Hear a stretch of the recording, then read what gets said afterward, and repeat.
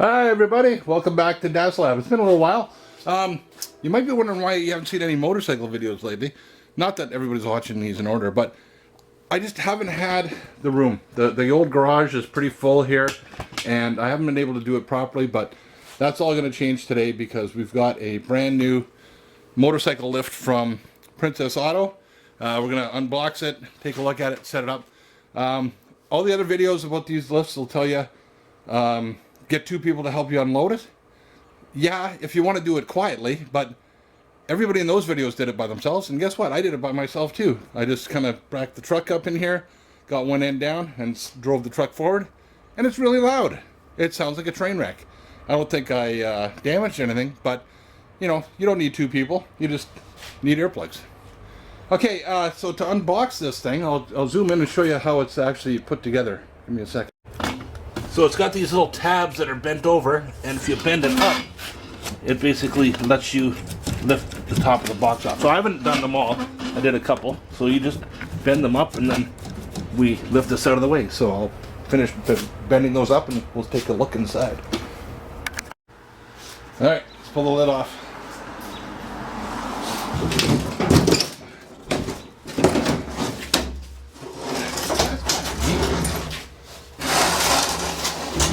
You know what this would be good for, this box? This, you know, you'd have to crush the skulls. Maybe press down on the rib cage. Ah, that's for another video. We'll leave that for another video. Nice box, so I'll have to do something with that later. And there she is. Looks like it's upside down. It's got hydraulic, pneumatic, and you got a foot pedal to pump it up with, and a air device. And I've got my air, I don't know if you can see that, run right there from the compressors behind all these boxes. Hose runs up, and I got it centrally mounted on a 50-foot hose right in the middle of my garage. Best thing I ever did. You know, that and maybe having kids or something, but this was really good. Okay, I'll sort through some of the parts and we'll see what we got. Okay, don't ask. Yes, magically, well, the wind came and flipped it over. I had to get help for that. I got the two boys to help. Here's the parts it came with. So there's the ramp. This is a plate to go on this hole here. Things for the front wheel chock, a safety bar, and a foot pedal, and a can of lubricant. And we got this thing over here.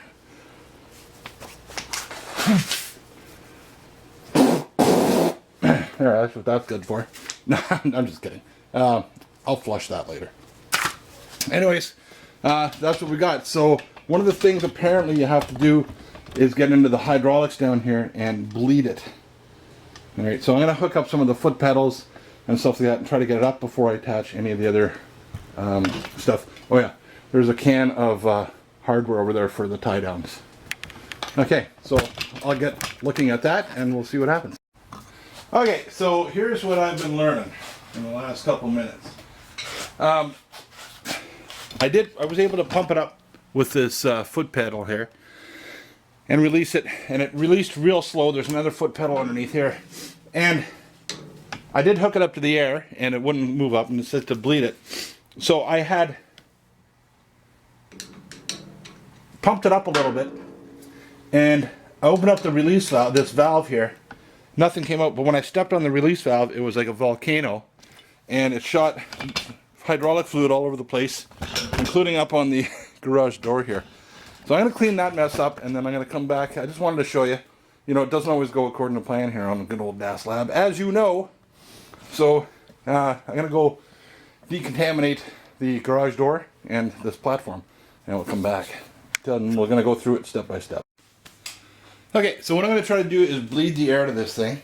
Right here is the release valve. That's the lower valve. And it operates this arm right here. Pushes in on that. This is the lower speed control. So it says to push in on that and then pump this several times. I'm obviously not getting enough release if it's still going up. So I got to be able to push down. It's a little hard to stand on 2 pedals at once. Maybe I could block that somehow. Probably a two-person job. That's what you want to do. Pump it several times. Okay, with the bleed valve pressed. That should pump the air out of it and release the air into the chamber. So that's what I'm going to do several times. Actually, one more thing you're supposed to do is remove the oil fill cap, which is the one closest to the pedals, to let the air out.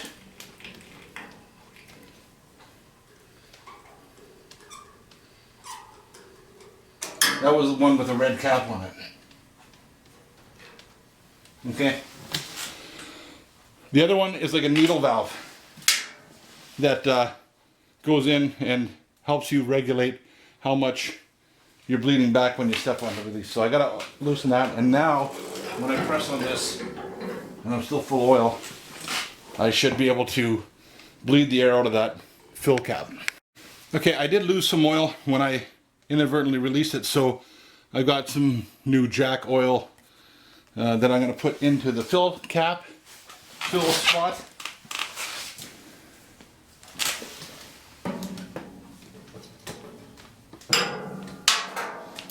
Or spill spot as it's called.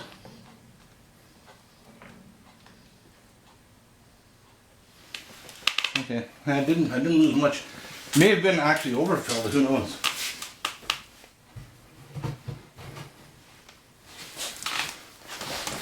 Okay.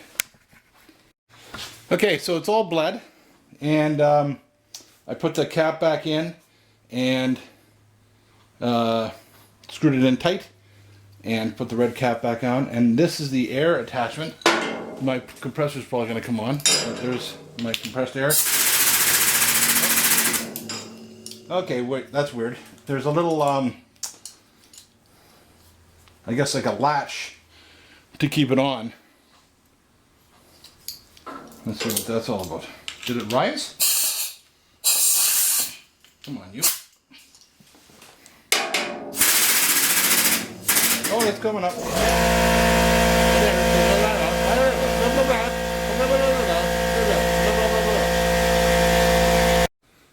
Okay, now that that's over, all right, let's continue on. Oh, I did put a couple drops of tool oil in here. Okay, and I'm out of tool oil. I don't even have the can anymore. It's a little, I transferred it to a little bottle. It was questionable, but you want to make sure you got good tool oil in for, because I don't have an oiler on this system, it's just dry air. See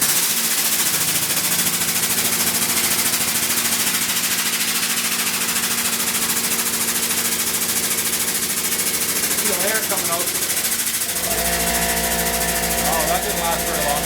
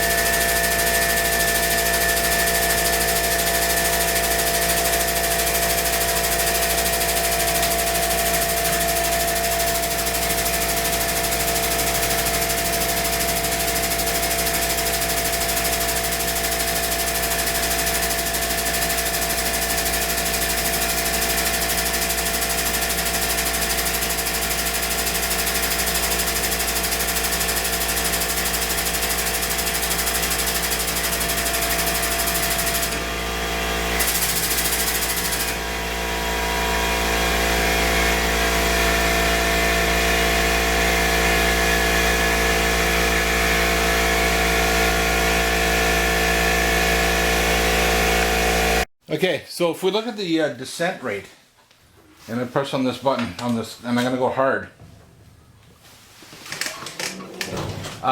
way too fast. Way too fast. So there's a screw, that one that doesn't have the red cap on it. Okay, that's empty. You put a 1,000-pound bike on there. Okay, it's going to come down fast.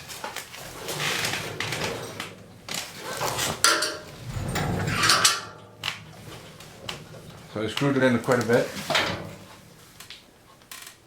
Okay. You know, there's no rush. It's certainly coming down faster than before. So what I'm adjusting is, can you see it? This one right here. In, makes it go down slower. We'll give it another little tweak.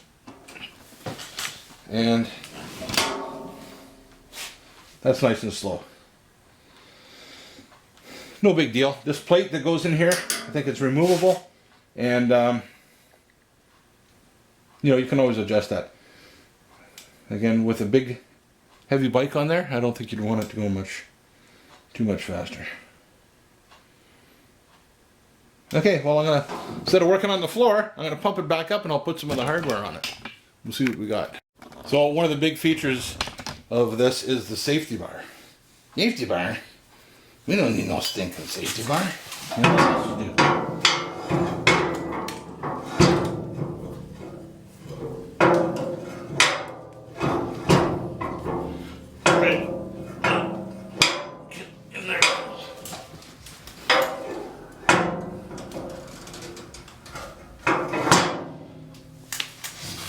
What I would do is release it so it's resting on that bar. Makes it a little harder for it to come out.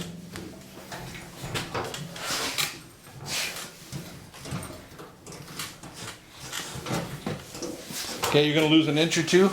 But, hey, at least it's resting on the safety device. Then you won't get any sudden movements.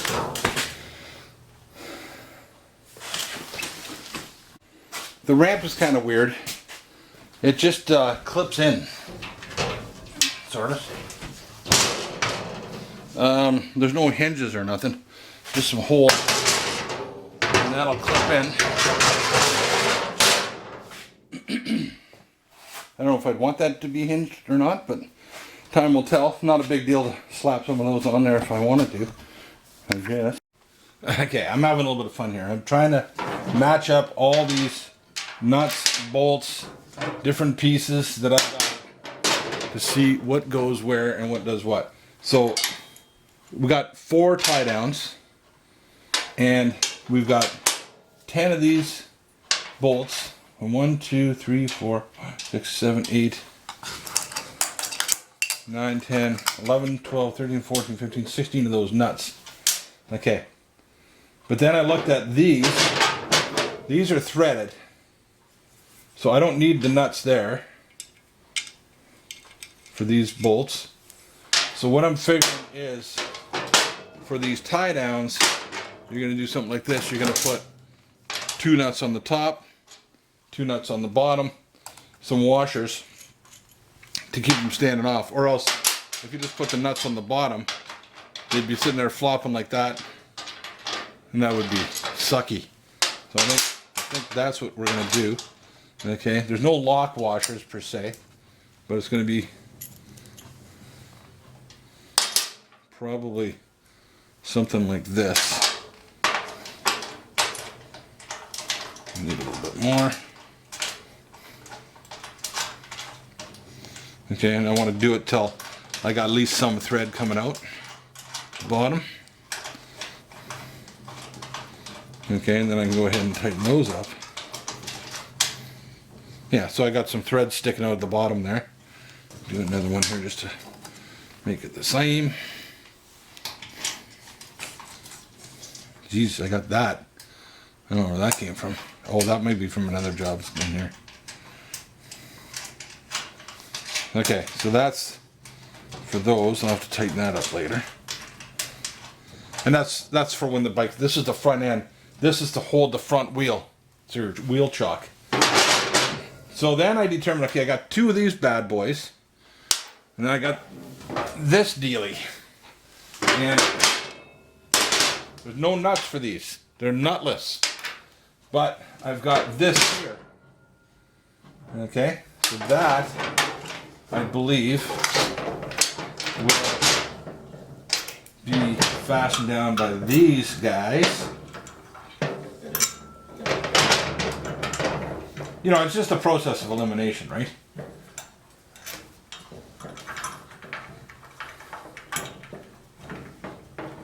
And, geez, it will go in there, won't it? Yeah, if they get it lined up right, they will.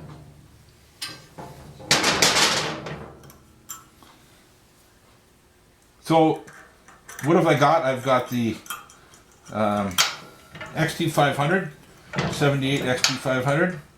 I've got the CB350s. You haven't even seen those yet. Twins, not the fours. Twin cylinders. Come on, you son of a... And I've got, of course, my Nighthawk 750 Nighthawk S. There we go. That's one. And big washer, big washer. And I'd like to, you know, have it up here at a nice working height so I can work on it. Okay. Now, I don't know why this doesn't bolt directly to here. And it looks like we got these rails. Now, it's weird. It's threaded here and threaded here. So maybe so that can slide. Maybe also you could just take it right out. How would this work? Watcher.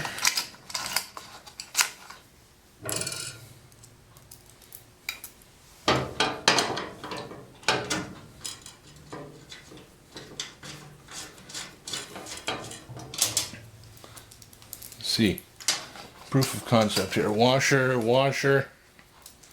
And there's the old battery light coming on. Not good.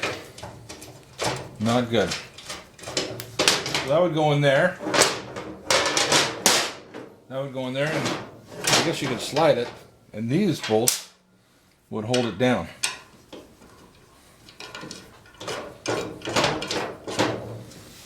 Okay, I'll fool around with this. I'll charge the battery, and I'll come back and see and show you how it all works out. All right, I'm back. Battery's all charged again. I decided I'm going to put a little bit of thread locker on the on these threads here. Not a lot. A little dab will do you. And tighten them up. Seems to be, I measured 14 millimeter. I never know if a lot of this stuff is metric or imperial, right? So you're better off just to use all the same hardware that came with it.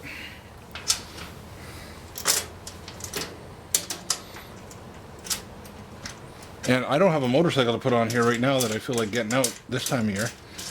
But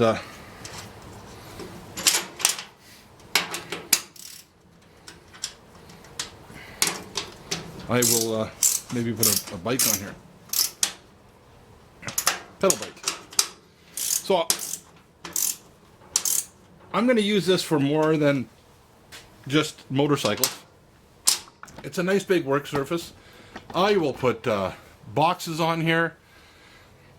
People will put garbage on here. I imagine I could see a skateboard on there at some point in time. Different things. No, you know, snowblower, rototiller, lawnmower. Gets it up to a nice working height. You know, it's going to be used for lots of things. So the question is, was it the value? $1,000 regular Canadian dollars, 2023 prices. I think it's a valuable tool. It's a lot of money. $1,000 is a lot of money. I've seen in the past they've gone on sale for $500. I got this on sale for $700 Canadian plus tax.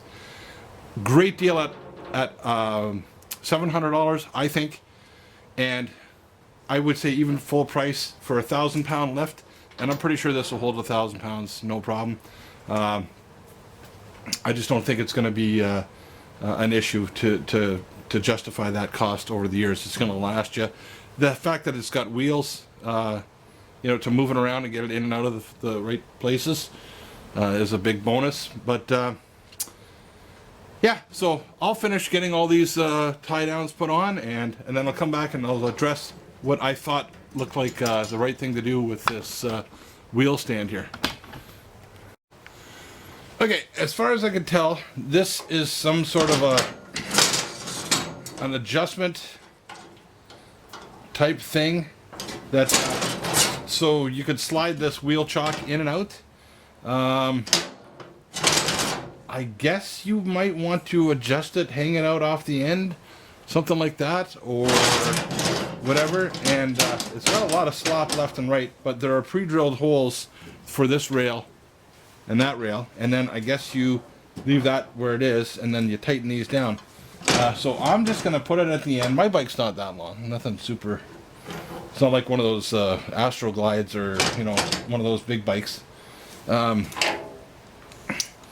So when I tighten these guys down,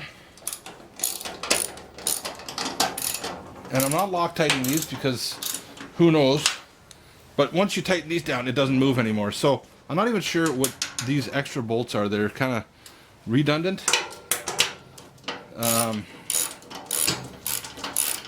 I could see if it's still slid once this is down, and I don't know if I have it in backwards or upside down, but maybe not. Oh, I know what's going on. Maybe it still does.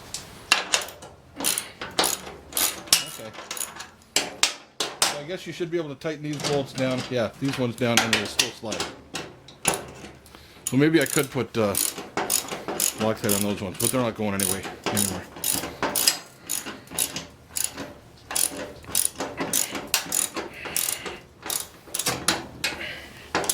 Doesn't need to be Gorilla tight, just snug. Okay, yeah. So that'll slide around in there, and then these bolts will allow it to stay put. But what I really don't like is there's a lot of sideways motion. And then the deal is your wheel comes in here and locks and holds your. Can you see that? Holds your wheel, like that, and you can adjust this back and forth. I'm not sure which way is forward, which way is reverse. It's not quite right in the middle, but I think it's something adjustable. And of course you can move that backwards and forwards. So anyways, I'll continue on with this. Oh, by the way, there's no instructions for this. I'm not just trying to figure it out myself and ignoring the manual. There are no instructions. So if you're going to work on motorcycles, surely you can figure out a motorcycle stand, right? Okay, so I'll get this finished off, and then we'll put one of these mountain bikes on it. Okay, here's a little tip. When you are putting your socket on, don't let it get down too far, because this nut is just welded onto, not the bolt, but the nut. There's a nut welded onto here, and your socket will go right down over the nut that's welded on, and you won't be able to tighten. You got to lift your socket off so that you're only turning the bolt and not trying to turn that nut that's welded on. Secondly, don't over tighten these, because what you're going to start to do is jack this plate up. Okay, it's tight, it's not going to go anywhere, and you got to just make sure that if you'll be able to screw these right down, but all you're going to do is bend that plate up like a jack. Same with on that side. So you just get them snug, and then that's not going to go anywhere. I got to tighten these bad boys up too. Okay, just something to make sure you're aware of.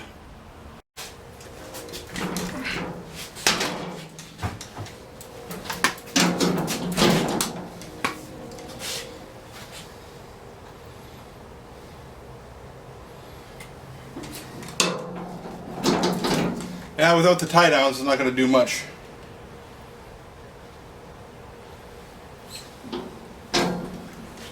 But yeah, you tie it down on the handlebars, and away you go. There you go. That's all I got for you this time on DAS Lab. Hope you had fun.